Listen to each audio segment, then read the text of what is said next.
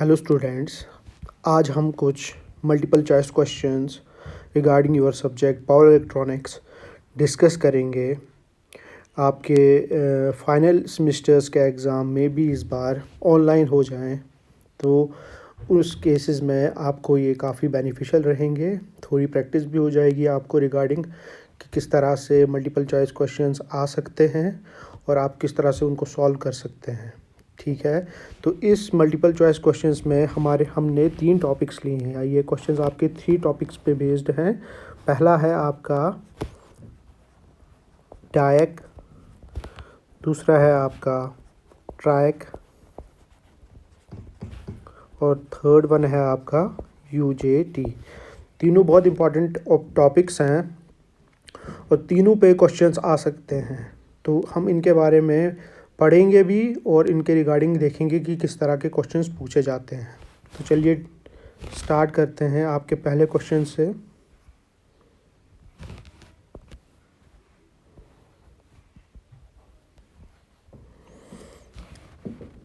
आपका पहला क्वेश्चन कहता है a triac has 3 terminals Vij, वहीं से बताया है कि एक ट्रायक में 3 टर्मिनल्स होते हैं। आपने उन टर्मिनल्स के नाम बताने हैं। सबसे पहले हम देखेंगे कि ट्रायक होता क्या है।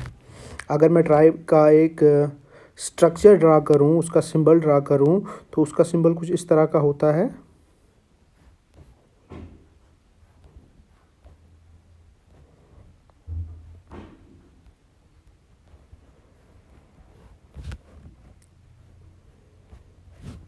ठीक है, 3 टर्मिनल्स होते हैं आपके। कौन कौन से टर्मिनल्स हैं आपका? टर्मिनल 2, टर्मिनल 1 और ये गेट। हम कह सकते हैं ट्रायक is a 3 terminal AC switch which is different from other silicon control devices. आपके दूसरे सिलिकॉन कंट्रोल जैसे SCR हमने देखा, तो ये उससे अलग किस तरह से है कि it can conduct in both directions. आपका SCR एक ही डायरेक्शन में कंडक्ट करता है, तो इस वजह से ये डिफरेंट उससे क्यों है, क्योंकि ये दोनों डायरेक्शंस में बोथ डायरेक्शंस में कंडक्ट करा सकता है। That is whether the applied gate signal is positive और नेगेटिव, इट विल कंडक्ट, है ना। दैट्स वाई इसी का नाम, इसी वजह से कि ये दोनों डायरेक्शंस में कंडक्ट करता है, इसी वजह से ये AC सिस्टम्स में एज अ स्विच की तरह काम करता है ना। इसी वजह से इसका नाम भी पड़ा ट्रायोड AC। आपका ये देखते हो AC इसी वजह से, क्योंकि ये बोथ डायरेक्शंस में कंडक्ट करता है, इसकी वजह से इसका नाम, इसकी एप्लीकेशन आपका AC सिस्टम्स में एज अ स्विच की तरह यूज़ करते हैं और इसी तरह इसका नाम ट्रायोड AC भी पड़ा।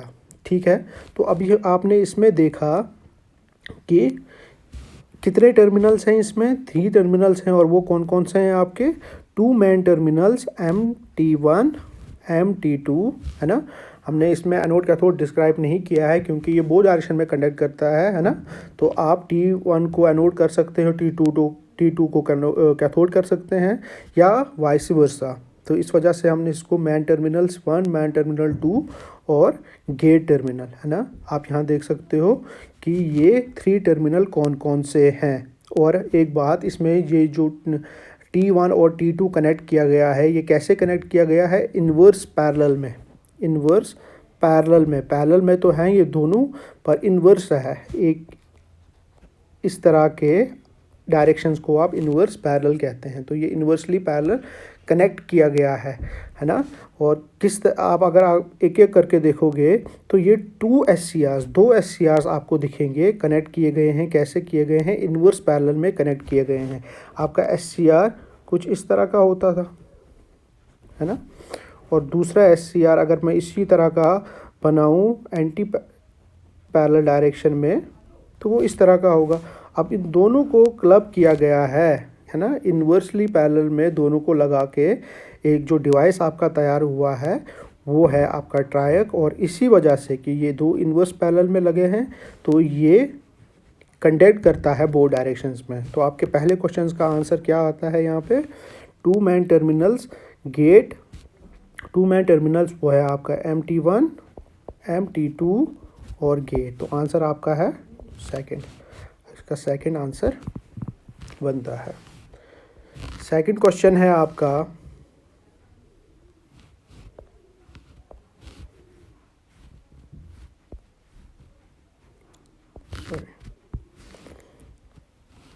सेकंड क्वेश्चन है आपका,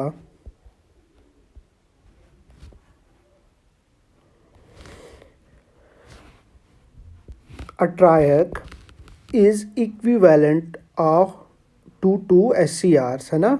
2 SCRs की तरह इक्विवेलेंट है। जैसे अभी मैंने कहा कि आपका SCR 1 2 और इसी को कनेक्ट करें इस टाइप में,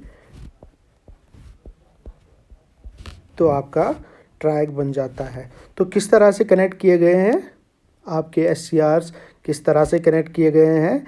इनवर्स पैरेलल, पैरेलल तो है पर इनवर्स में है इस तरह से। तो आपका ऑप्शन क्या आता है इसका? इन इनवर्स पैरेलल में, इन इनवर्स पैरेलल इसका राइट आंसर है। थर्ड क्वेश्चन है आपका,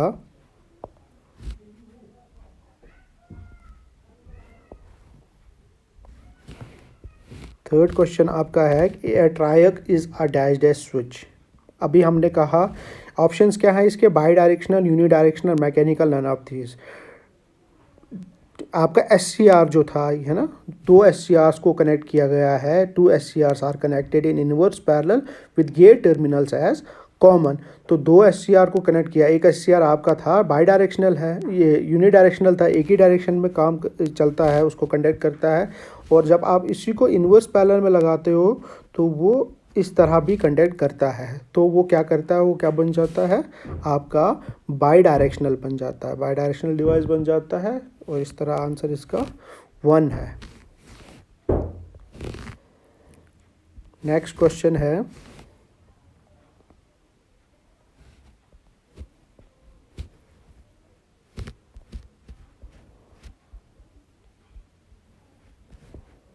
नेक्स्ट क्वेश्चन जो आपका है वो है, the VI characteristics for a triac in the first and third quadrant are essentially identical to those of dash dash in its first quadrant.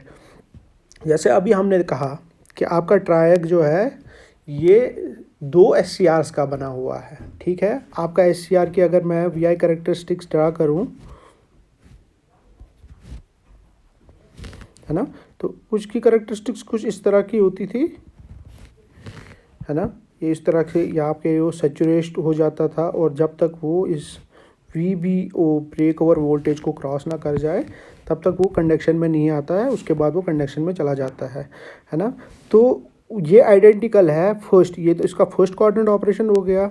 अब ये दूसरा आपने इन्वर्स लगाया है, दूसरा SCR लगाया है इन केस ऑफ ट्रायक, तो उसका ऑपरेशन आपका थर्ड क्वाड्रेंट में भी होगा, ठीक है।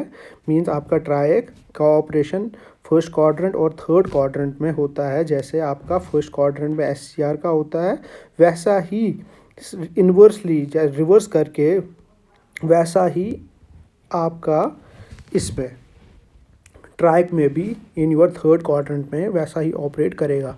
तो ये किसकी तरह ऑपरेट कर रहा है? तो आपका आंसर इसमें आ जाएगा SCR। क्लियर है? इससे आपका VI कैरेक्टरिस्टिक्स ऑफ ट्रायक भी क्लियर हो जाएगा। नेक्स्ट क्वेश्चन है हमारा,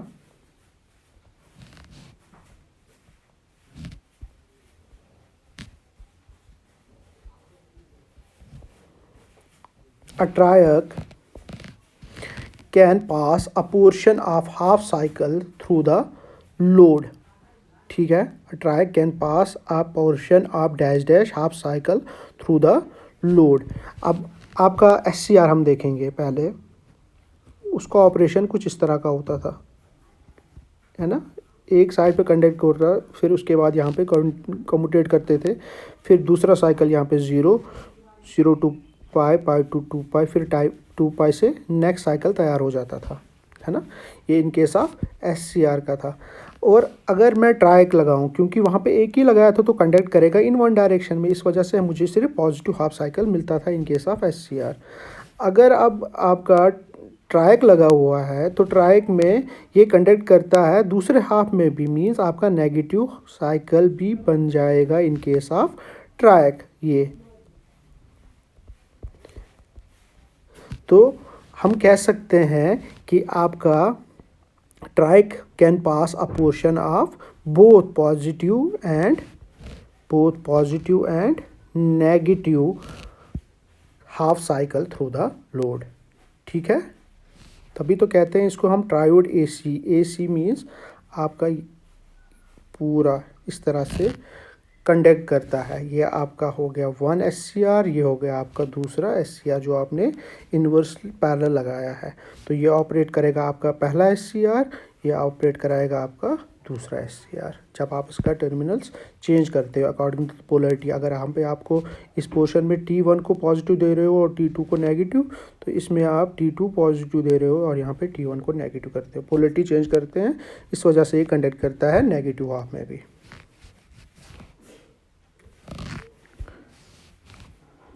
नेक्स्ट क्वेश्चन है आपका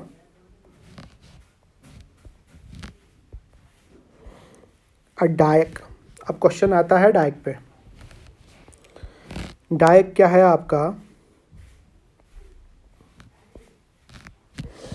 डायक की बात करें तो डायक का सिंबल कुछ इस तरह का है।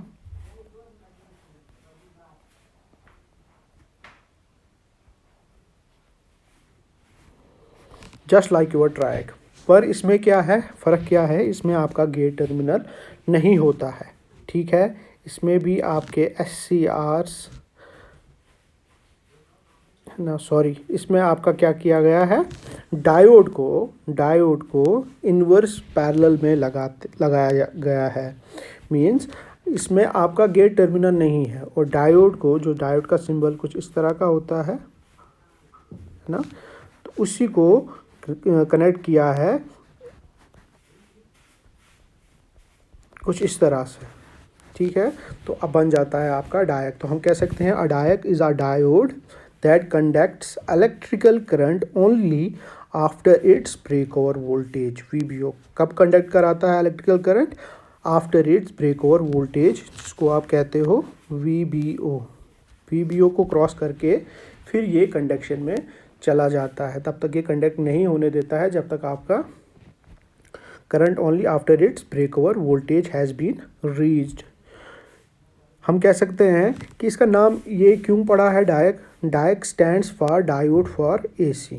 ठीक है, तो इस वजह से diacs are used in triggering of thyristors. Diac का काम क्या है? ये ट्रिगरिंग के लिए यूज़ होते हैं इन केस ऑफ थायरिस्टर। जैसे आपने देखा होगा कि अगर आपका एक थायरिस्टर्स लगा हुआ है, आपका ट्रायक लगा है, तो ट्रायक में यही आपके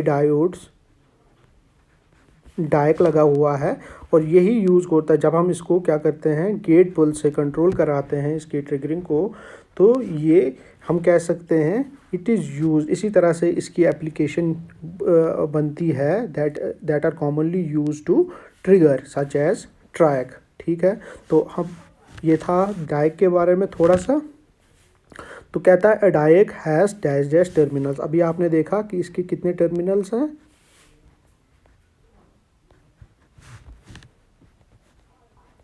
ये हो गया इसका सिंबल,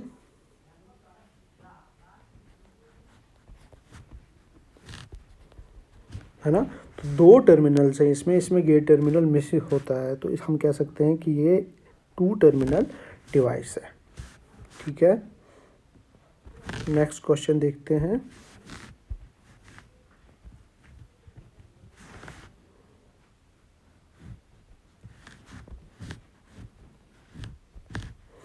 नेक्स्ट क्वेश्चन है a triac has dash dash semiconductor layers. कितनी लेयर्स होती हैं इसमें?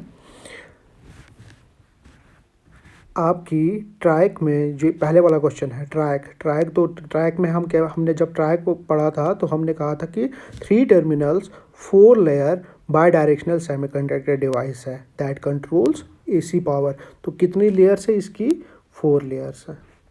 ये ट्रायक का क्वेश्चन आया है इसमें।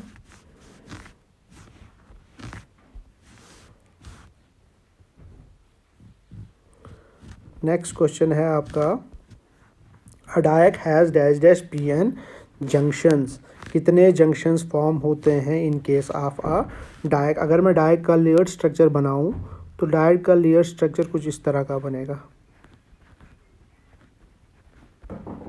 है ना। डायोड या ना डायोड की तरह इसका स्ट्रक्चर बनेगा। ये टर्मिनल A1 हो गया और ये इसका टर्मिनल A2 हो गया। तो कितने जंक्शंस हैं इसके, कितने लेयर्स हैं, P 3 लेयर्स हैं और जंक्शंस कितने होंगे J1 और ये J2। तो कितने जंक्शंस हैं इसके, 2 जंक्शंस। नेक्स्ट क्वेश्चन देखते हैं।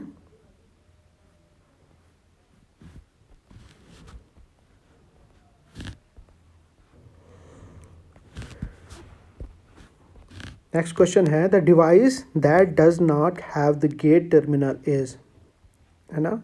अभी अब जो डिवाइस है, देखो हमने ट्राइक का अगर हम देखेंगे तो इसमें भी गेट टर्मिनल होता है ना। अगर ट्राइक का सिंबल मैं बनाऊं एक बार फिर से,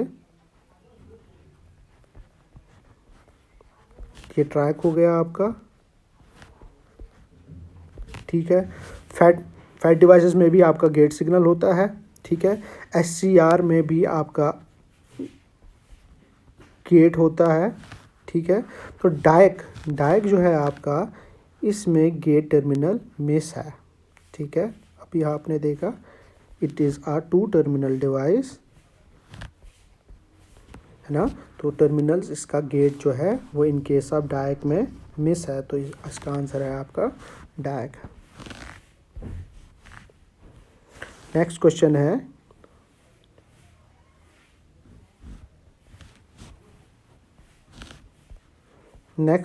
आपका कहता है a diac has dash dash semiconductor layers. कितने सेमीकंडक्टर लेयर्स होते हैं। अभी हमने देखा इसके कितने लेयर्स होते हैं, P। कितने लेयर्स बने हैं इसके, 3। तो हम कह सकते हैं कि डायक का कितने 3 लेयर डिवाइस है। नेक्स्ट क्वेश्चन,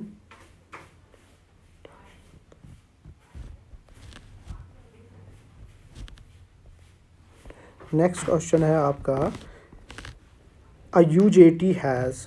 अब क्वेश्चन है UJT पे। अब आते हैं यूनी जंक्शन ट्रांजिस्टर पे। इसका नाम क्यों पड़ा है यूनी जंक्शन ट्रांजिस्टर, थोड़ा इसका देखेंगे हम कि इसका सिंबल किस तरह का होता है और इसका नाम यूनी जंक्शन ट्रांजिस्टर क्यों पड़ा।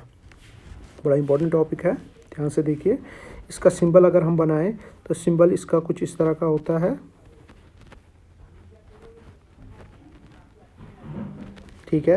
ये आपकी बेस 2 हो गई, ये बेस 1 है और ये है आपका इमिटर साइड। तो कितने टर्मिनल्स हैं आपके इसके UJT के, 3 टर्मिनल डिवाइस है। कौन कौन से हैं, B1, बेस 1, बेस 2 और इमिटर, ठीक है। इसका स्ट्रक्चर अगर मैं देखूं, स्ट्रक्चर देखें तो किस तरह का बनता है। इसका स्ट्रक्चर ये हो गया आपका बेस 2, ये हो गया आपका बेस 1, ये हो गया आपका इमिटर, ठीक है। ये हो गया आपकी P लेयर, P डोपिंग, और ये होता है N डोपिंग, ठीक है।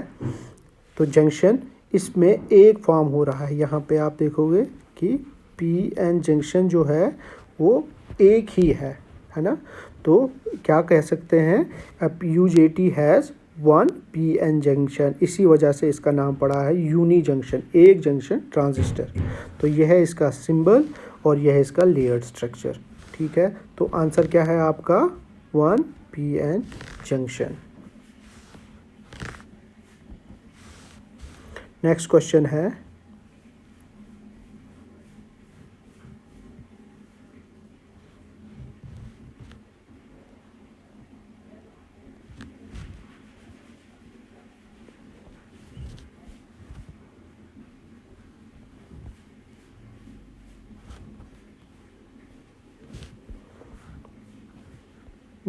आपका कहता है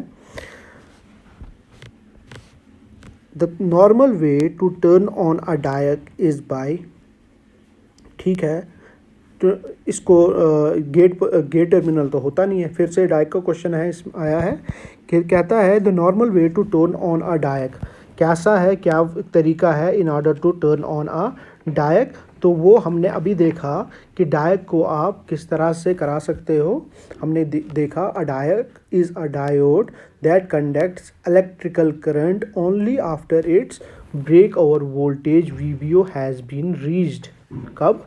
जब आपकी इसकी voltage break over voltage VBO has been reached, तब जाके ये कंडक्ट करता है। तो इसका ऑप्शन यहाँ पे क्या आएगा? इसका राइट आंसर जो है वो है आपका ब्रेक ओवर वोल्टेज। क्यों? Gate current at gate voltage, इसका तो है ही नहीं क्योंकि गेट टर्मिनल इसमें है ही नहीं। तो कंडक्ट किस तरह से होगा? ब्रेक ओवर वोल्टेज से। नेक्स्ट क्वेश्चन,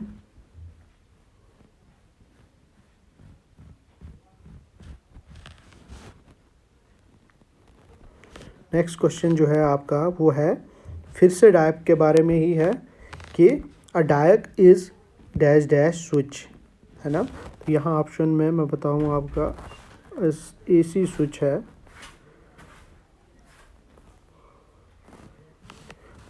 ये ऑप्शन गलत दिया हुआ है इसमें, ये है AC switch. Option DC switch, a mechanical switch, DC switch, a mechanical switch, none of this. तो अभी हमने कहा कि आपका AC क्या है, आपका डायक क्या है, इज़ एन AC स्विच, है ना। कंडक्शन के लिए क्या ये ट्रिगरिंग के लिए यूज़ होता है, कंडक्शन के लिए यूज़ होता है in your thyristor like track, है ना। तो वो ट्रैक क्या है? आपका AC स्विच है, दैट्स वाई आपका डायक भी एक AC स्विच है। AC स्विचिंग में इसकी एप्लीकेशन है। तो आपका राइट आंसर है AC। Next question, sorry,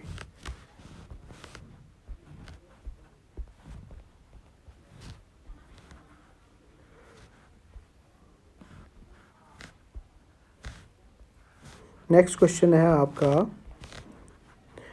in a UJT the P type emitter is dash dash doped. किस तरह की डोपिंग की गई है आपके P टाइप इमिटर में?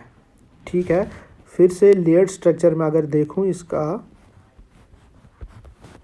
ये हो गया आपका बेस 2 बेस 1, ये था आपका P डोपिंग यहाँ पे N, और ये है इमिटर सेक्शन।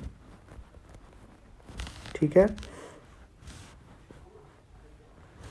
यहाँ पे आपका फॉर्मेशन हो रहा है PN जंक्शन का।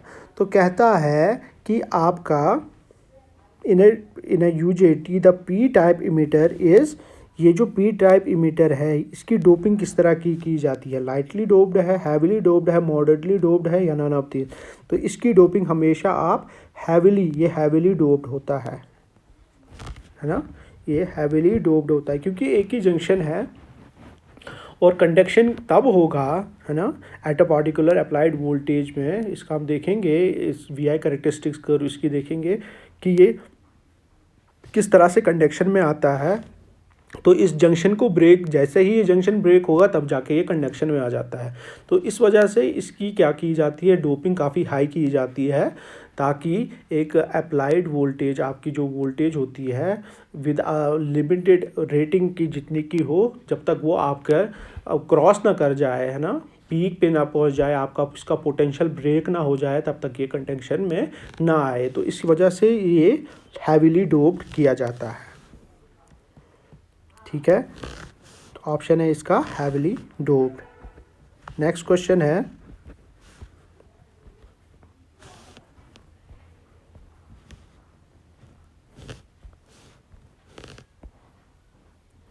नेक्स्ट क्वेश्चन आपका है, सिंपल क्वेश्चन किया गया है रिगार्डिंग पावर इलेक्ट्रॉनिक्स। कहता है कि power electronics essentially deals with control of AC power at कितने फ्रिक्वेंसी पे हम ये डील करते हैं? ठीक है, frequency above 20 kilohertz, frequency above 1000 kilohertz, frequency less than 10 hertz, और फ्रीक्वेंसी 50 हर्ट्ज़ फ्रीक्वेंसी पे काम करता है। देखो, जैसे अब हम जानते ही हमारे जितने भी अप्लायंसेस यहाँ पे इंडिया में जो हैं वो सारी एक स्टैंडर्ड फ्रीक्वेंसी पे काम करते हैं, और वो फ्रीक्वेंसी हम कितने लेते हैं? 50 हर्ट्ज़ पे। ठीक है, तो हमारे जितने भी एपरेटसेस हैं, जितने भी आपके इलेक्ट्रॉनिक एसेंशियल्स हैं, तो वो सारे 50 हर्ट्ज़ पे ही काम करते हैं। तो ये एक सिंपल सा क्वेश्चन था। कभी कभार आपको कि अब कंफ्यूज करने के लिए ऐसे ऐसे क्वेश्चन भी पूछे जाते हैं कि टिपिकली लिखा गया है कि पावर इलेक्ट्रॉनिक एसेंशियल्स। तो पावर इलेक्ट्रॉनिक्स हम कहते हैं कि वो हैं, वो क्या बोलते हैं, पावर, वो इसमें ऑपरेटर्स, ये क्या कहते हैं, जो आपके यूज़ होते हैं, आपके जो इसमें जैसे थायरिस्टर्स यूज़ होते हैं या जितने भी हम एसेंशियल्स इसमें यूज़ करते हैं, वो लाइट क्या कहते हैं, कम पावर पे ही काम करते हैं और मोस्टली डीसी पे ही काम करते हैं, है ना। तो उस वजह से कभी कभार कंफ्यूज करने के लिए हम ये क्वेश्चंस आ जाता है कि क्या पता फ्रीक्वेंसी पे भी, कम फ्रीक्वेंसी पे या ज़्यादा फ्रीक्वेंसी पे वो काम करते हैं, पर ऐसा कुछ नहीं है। हमारे सारे जो भी एसेंशियल्स हैं वो सारे 50 हर्ट्ज़ पे ही काम करते हैं। नेक्स्ट क्वेश्चन है आपका,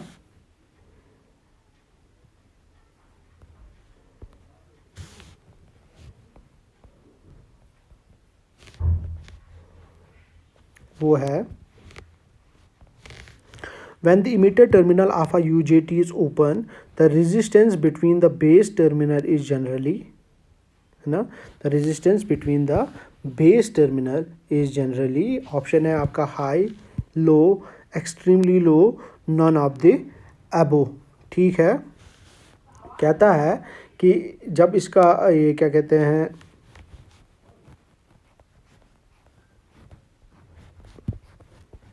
इसका सिंबल फिर से,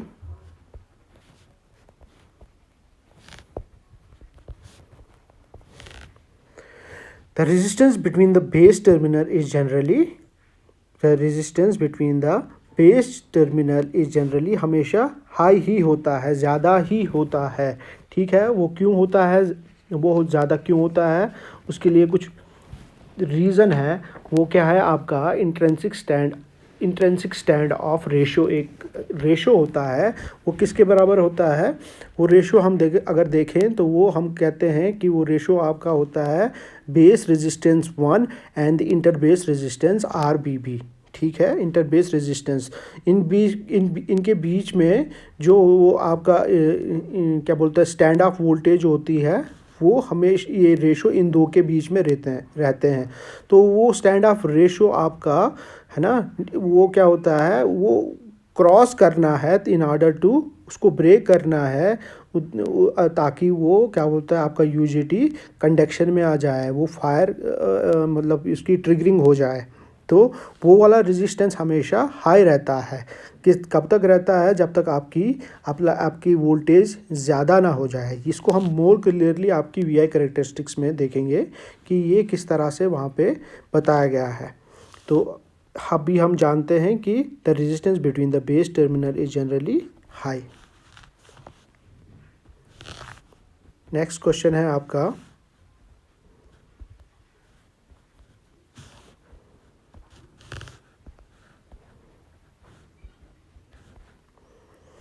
क्वेश्चन कहता है when a UJT is turned on, the resistance between emitter terminal and lower base terminal dash dash, क्या है उसका, the resistance between the when the UJT is turned on, जब ये ऑन हो जाता है, the resistance between emitter terminal and lower base terminal क्या रहता है, remains the same, is decreased, is increased, none of the above। ठीक है, जैसे ही ये कंडक्शन में आ गया तो मीन्स रेजिस्टेंस ब्रेक हो गया है आपका, RBB जो है रेजिस्टेंस जो है between the base, internal resistance, वो ब्रेक हो चुका है, इस वजह से ये कंडक्शन में आ गया है। तो वो क्या हो रहा है, वो उस टाइम पे डिक्रीज हो गया है, is decrease at the time of conduction, means आपका ऑन हो गया है तो उस टाइम पे आपका इंटरनल रेजिस्टेंस जो भी है वो क्या बोल रहा है, डिक्रीज हो गया है। नेक्स्ट क्वेश्चन है,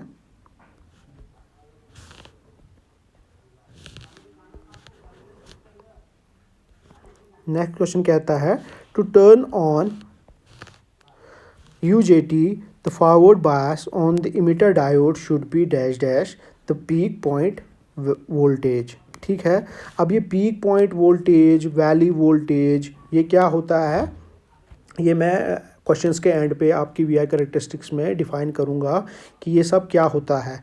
तो अभी अगर आप इसका आंसर आप देखें तो इसका आंसर हम क्या दे सकते हैं, to turn on UJT the forward bias on the emitter diode should be dash dash the peak point voltage. तो आंसर ऑप्शंस क्या है इसके, less than, equal to, more than, none of the above. तो हम कह सकते हैं कि इसका क्या होता है, more than the peak point voltage. The emitter diode should be more than the peak point voltage. अभी के लिए आप यहाँ पे ये ऑप्शन देख लीजिए, इसको मैं क्वेश्चंस के एंड पे वीआई कैरेक्टरिस्टिक्स में पूरा डिस्क्राइब करूँगा कि आपका पीक पॉइंट वोल्टेज कहाँ पे बनता है, सैचुरेशन कहाँ पे आ जाती है, वैली वोल्टेज कहाँ पे बन जाता है। ठीक है, तो वो हम इसकी वीआई कैरेक्टरिस्टिक्स में देखेंगे। नेक्स्ट क्वेश्चन है,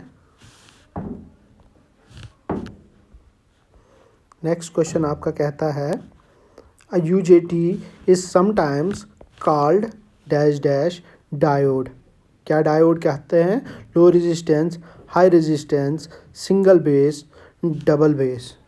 ठीक है, तो इसका आंसर क्या है, ये इसको क्यों कहते हैं, the UJT sometimes called double base diode. ठीक है, ये इसकी जब आप क्या कहते हैं वर्किंग देखोगे तो उसमें आप देखोगे कि इसको किस तरह से डबल बेस, ये किस तरह से डबल बेस फॉर्मेशन होती है। ठीक है, और इसी वजह से इसका दूसरा नाम जो कभी कभार इसको कहते हैं, आपको कभी पजल करने के लिए ऐसा कुछ क्वेश्चन पूछा जा सकता है कि इसको क्या कहते हैं, तो याद रखें इसको कहते हैं double base diode. Next question है,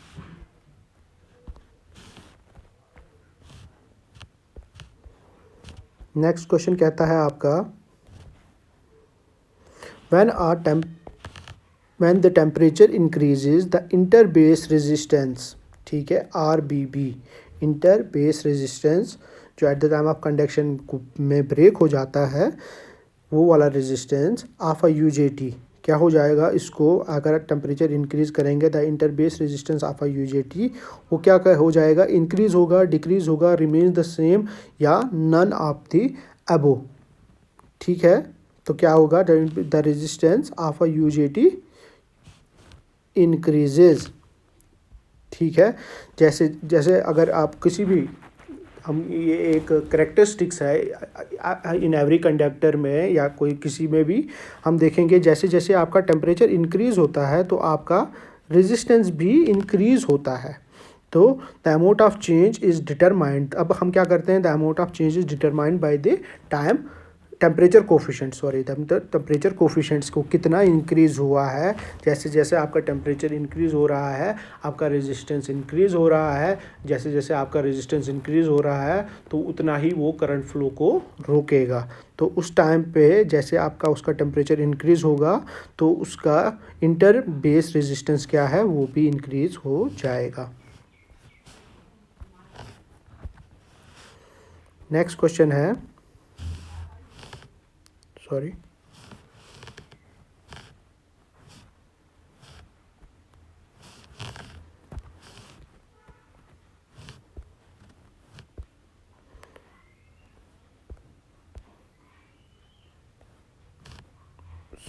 फिर से वही क्वेश्चन आ गया।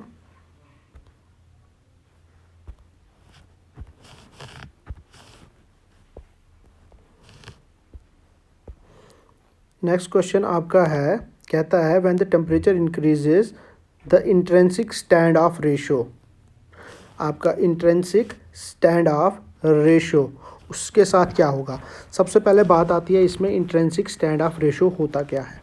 ठीक है, हम कह सकते हैं it is the ratio of stand off voltage to the power supply voltage. Stand off voltage ratio क्या लिया गया है, stand off voltage by power supply voltage. ठीक है, अब यहाँ पे स्टैंड ऑफ वोल्टेज क्या होता है, तो स्टैंड ऑफ वोल्टेज हम कह सकते हैं voltage needed to fire the UJT emitter, to conduct the UJT emitter, है ना, वो कंडक्शन जो आप इमीटर के टर्मिनल से आप देते हैं in order to conduct the UJT, तो वो वाली वोल्टेज, ठीक है, need to conduct the emitter, वो वाली वोल्टेज हम देते हैं उसको आप कहते हो स्टैंड ऑफ वोल्टेज। ठीक है, the intrinsic stand off voltage is also defined, हम इसको अलग से भी डिफाइन कर सकते हैं as the ratio of RB1 वो क्या है आपका base resistance 1 and the inter base resistance RBB,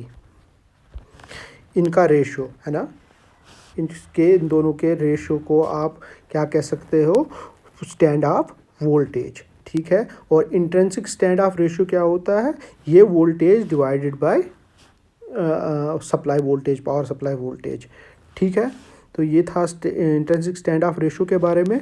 तो इसका आंसर क्या हो सकता है, एक बार क्वेश्चन फिर से, when the temperature increases the intrinsic stand off ratio increases decreases essentially remains the same none of the above. तो इसका आंसर क्या आएगा, तो वो इंट्रिंसिक स्टैंड ऑफ रेशो पे कोई आपके टेम्परेचर जब बढ़ेगा तो इसके रेशो पे कोई फ़र्क नहीं पड़ेगा, ये सेम ही रहेगा, क्योंकि ये वोल्टेज पे डिपेंडेंट है। तो टेम्परेचर से तो आपका रेजिस्टेंस बढ़ेगा, पर वोल्टेजेस पे, इंट्रिंसिक वोल्टेज पे आपकी ये इंट्रिंसिक स्टैंड ऑफ जो रेशो है, जिसमें आपकी स्टैंड ऑफ वोल्टेज का और वो सप्लाई वोल्टेज का रेशो है, दोनों का रेशो लेते हैं हम, तो वोल्टेजेस पे कोई फ़र्क नहीं पड़ेगा टेम्परेचर के बढ़ाने से। ठीक है, तो essentially remains the same. Next question है आपका,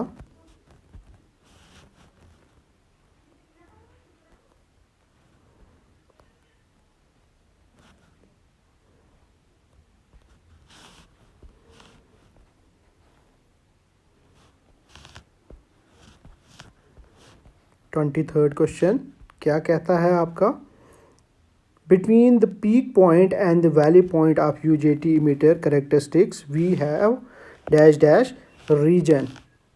between the peak point and the valley point of UJT emitter characteristics we have dash dash region. कौन सा रीजन है, saturation, negative resistance, cut off, या नन ऑफ द अबव। ठीक है, अब question आ ही गया है, तो सबसे पहले हम क्या करेंगे, इस क्वेश्चन से पहले हम डिस्कस करेंगे वी आई कैरेक्टरिस्टिक्स ही डिस्कस करते हैं इसकी।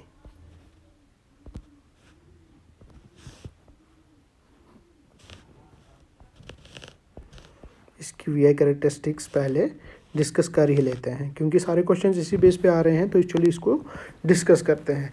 ये कैरेक्टरिस्टिक्स है यूजेटी की। ठीक है, किस किस के बिटवीन ली गई है हमने, इमीटर वोल्टेज वी और करंट, इमीटर करंट आई के बीच में हमने इसको ली गई है। ये आपकी कर्व जो है इन दोनों के बीच में हमने ड्रा की है। इस फिगर से हम नोट कर सकते हैं दैट फॉर इमीटर पोटेंशियल यहाँ to the left of peak point, to the left of peak point, यहाँ पे ये to the left of peak point क्या है, आई ई नेवर एक्सीड्स, आई ई जो है नेवर एक्सीड्स टू, कहाँ से, आई ई ओ, ये आई ई ओ से कभी ज़्यादा एक्सीड नहीं होती है। ठीक है, आपकी इमीटर करंट इससे ज़्यादा एक्सीड नहीं हो रही है, जो आप ये लेफ़्ट साइड में देख रहे हो, इससे कभी एक्सीड नहीं होती है। The current I E O corresponds very closely to the reverse leakage current.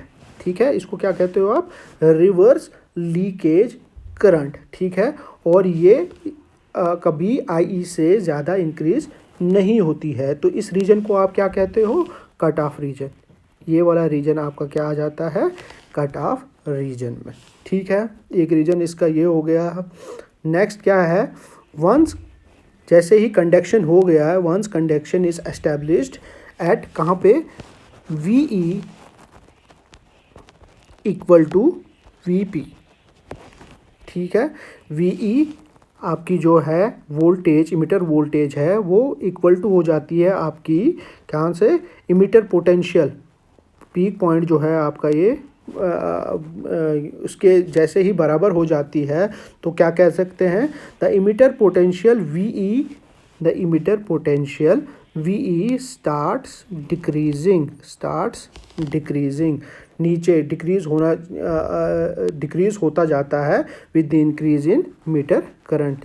जैसे आपके करंट बढ़ाते हो, कहाँ पे, जब आपका ये पोटेंशियल आ जाता है that V E equal to V P, उसके बाद जैसे ही आप मीटर करंट बढ़ाते हो तो आपका देखते हो कि इसका ये आपका ये डिक्रीज वी ई डिक्रीज होना स्टार्ट कर जाता है। ठीक है, फिर क्या कह सकते हैं कि ये डिक्रीज होता ही जाता है eventually the valley point reaches. कब तक? जब तक आपका ये वैली पॉइंट ना आ जाए, जिसको आप ये वाला जो है, ये पॉइंट जो है, इसको आप कहते हो वैली पॉइंट, ये वाला। जब तक आपका ये वैली पॉइंट इंक्रीज ना हो जाए। उसके बाद क्या होता है, वैली पॉइंट आने के बाद अगर आप बढ़ा भी रहे हो, आपका फर्दर अगर आप आई इमीटर करंट बढ़ा रहे हो, तो ये क्या चला जाता है, ये सैचुरेशन जोन में चला जाता है। आपकी वोल्टेज नहीं बढ़ रही है, वो सैचुरेशन जोन में चली जाती है। तो इसके 3 रीजन्स हैं आपके एक कट ऑफ रीजन आ गया, एक आपका नेगेटिव रेजिस्टेंस रीजन आ गया जहाँ पे वो वैली पॉइंट पे आ जाता है, और वैली पॉइंट के बाद जैसे जैसे आप फिर करंट बढ़ा रहे हो तो ये सैचुरेशन जोन में चला जाता है। ठीक है, ये था कि ये किस तरह से VI कैरेक्टरिस्टिक्स इसकी बनती है। अब इसमें 3 टर्म्स आई हैं, peak point, emitter current, IP। ठीक है, इसमें 3 पॉइंट्स आए हैं आपके, जो कि हम डिफाइन करेंगे थोड़ा थोड़ा। IP which is peak point emitter current, ये क्या कह सकते हैं हम इसको, अगर हम डिफाइन करना चाहें, कभी कभार पूछा जाता है, 2 नंबर में पूछा जाता है, या कभी मल्टीपल चॉइस क्वेश्चन में भी पूछा जाता है, तो इसको हम किस तरह से डिफाइन करेंगे। It is the emitter current at the peak point, it represents the minimum current that is required to trigger the device UJT। ठीक है, it is inversely proportional to interbase voltage VBB। क्या कहता है, ये एक emitter current peak point है, जो peak point पे आती है, मिनिमम अमाउंट ऑफ करंट है जो कि यूज़ होती है in order to trigger the device. जो आपका UJT है उसको ट्रिगर करने में, जो आपके डिवाइस को ट्रिगर करती है, तो वो लिटिल अमाउंट ऑफ करंट जो हम यूज़ करते हैं in order to trigger the UJT, तो उसको आप क्या कहते हो, पीक पॉइंट इमीटर करंट। ये इन्वर्सली प्रोपोर्शनल होती है आपके बेस वोल्टेज VBB से जो आप ले रहे हो उससे इन्वर्सली प्रोपोर्शनल हो रही है। अगर आपकी VBB ज़्यादा हो रही है, बढ़ रही है, तो आपका जो ये पीक पॉइंट इमीटर करंट जो है ये क्या होगी, कम होगी। मींस वो करंट हमें कम लगेगी in order to make UJT in conduction mode. अगर तो ये कम हो गई तो हमें ये वाली करंट ज़्यादा यूज़ होगी in order to make it in conduction mode. ठीक है, एक पॉइंट ये है।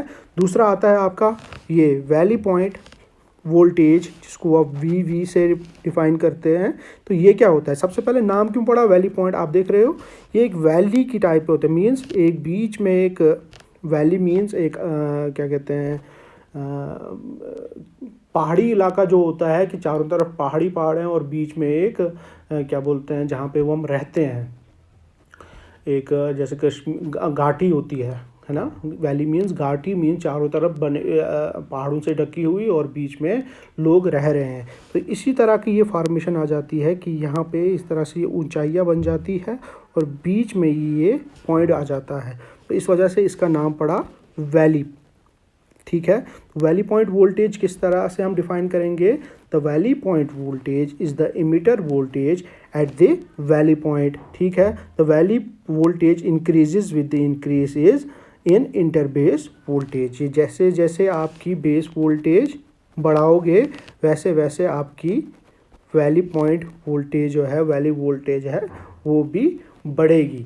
ठीक है, और इसके बाद एक पॉइंट आता है जब आप इमीटर करंट बढ़ा रहे हो तो आपकी क्या कहते हैं, आपकी वोल्टेज जो है, इमीटर वोल्टेज जो है, वो सैचुरेशन जोन में चली जाती है। तो वो इसी पॉइंट के बाद वो सैचुरेशन में चली जाती है। ठीक है, कुछ स्पेशल फीचर्स अगर हम डिस्कस करें UJT के, तो ये कहाँ कहाँ पे यूज़ होता है, इसके स्पेशल फीचर्स क्या है कि ये हमें क्या करता है, स्टेबल ट्रिगरिंग वोल्टेज प्रोवाइड कराता है। ठीक है, पहला।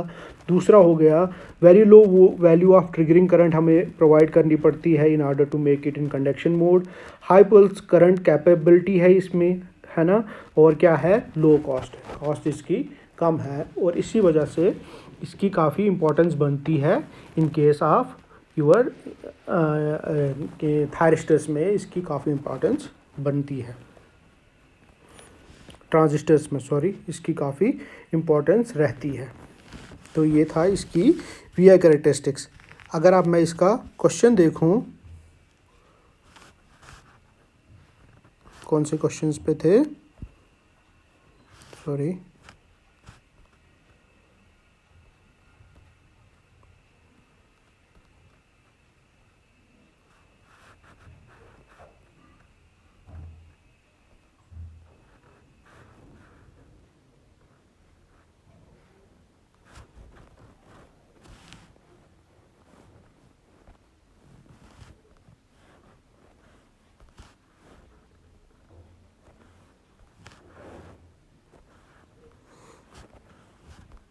हम जिस क्वेश्चन पे थे वो था कि the डायक that exhibits negative resistance region is, वो कौन सा डिवाइस है जो नेगेटिव रेजिस्टेंस रीजन एग्जिबिट करता है, वो है आपका यूजेटी। ओके, अब डायरेक्टली क्वेश्चंस पे आते हैं, जल्दी जल्दी से क्वेश्चंस करते हैं।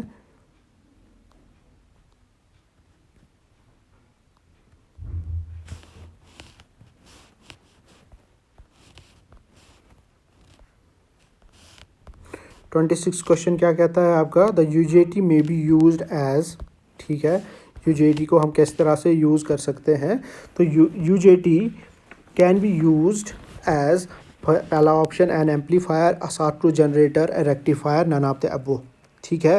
तो यूजेटी की एक एग्जांपल है जहाँ पे हम UJT as a relaxation oscillator use करते हैं, ठीक है।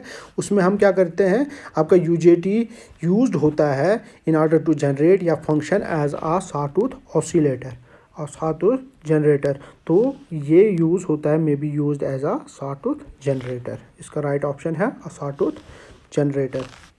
नेक्स्ट क्वेश्चन इज,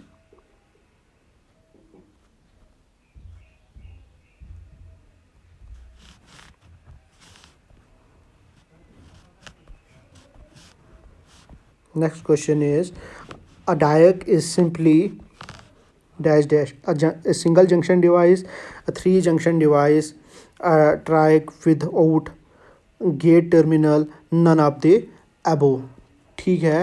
क्या कह सकते हैं हम डायक, फिर से डायक का एक क्वेश्चन आया है इसमें वापस कि डायक क्या है, एक हम कह सकते हैं ट्राइक की तरह है विदाउट अ टर्मिनल डिवाइस। अगर आप ट्राइक का देखें फिर से एक बार, तो ये था ट्राइक, ठीक है। अगर अब ये वाला टर्मिनल मैं हटा दूं तो ये आपका ट्राइक बन जाता है। तो हम कह सकते हैं triac without a gate terminal is the right answer.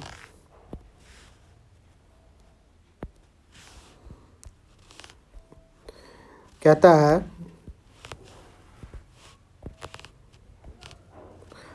After peak point the UJT operates in the dash dash reason,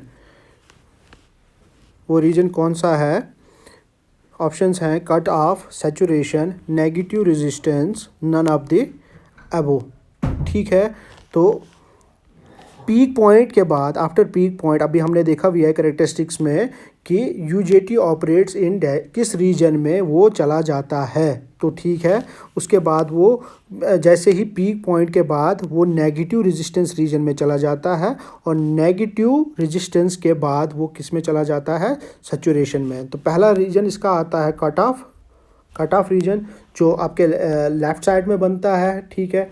उसके बाद वो जैसे ही आपका पोटेंशियल इक्वल हो जाता है, आपके इमिटर वोल्टेज के बराबर हो जाती है, पीक पे चला जाता है, तो उसके बाद वो नेगेटिव रेजिस्टेंस रीजन में चला जाता है, जहाँ तक वो वैली पॉइंट पे पहुँच के वैली पॉइंट के बाद वो किस जोन में, सैचुरेशन जोन में चला जाता है। तो इसका ऑप्शन है यहाँ पे नेगेटिव रेजिस्टेंस, ठीक है।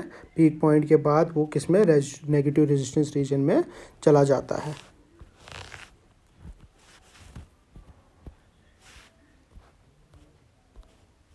नेक्स्ट क्वेश्चन इज,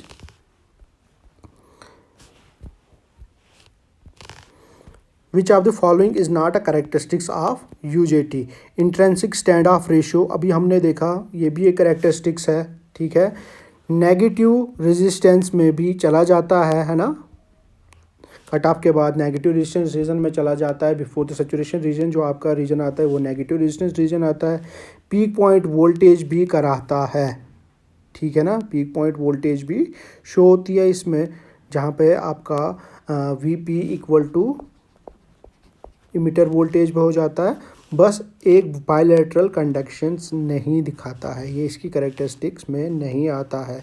तो राइट आंसर इसका क्या है, ये है। नेक्स्ट क्वेश्चन इज,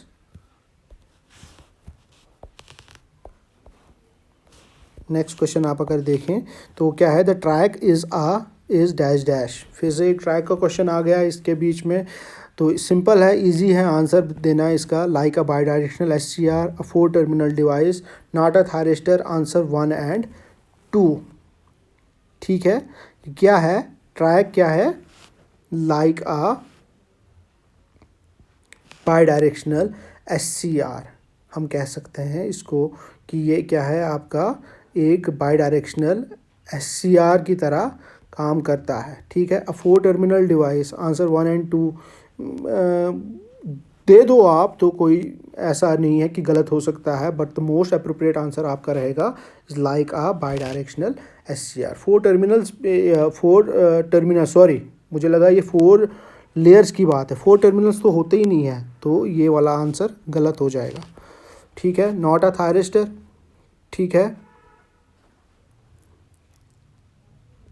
थायरिस्टर है ये, और आंसर 1 and 2 ये भी गलत है। तो ये क्या करता है, एक ऑप्शन अब पता है आपका, like a by directional SCR। हाँ, अगर यहाँ पे आता अब 4 लेयर डिवाइस है तो फिर आपका आंसर 1 and 2 आ जाता, पर ये 4 टर्मिनल है, याद रखें यहाँ पे 4 टर्मिनल बताया गया है आपको कंफ्यूज करने के लिए।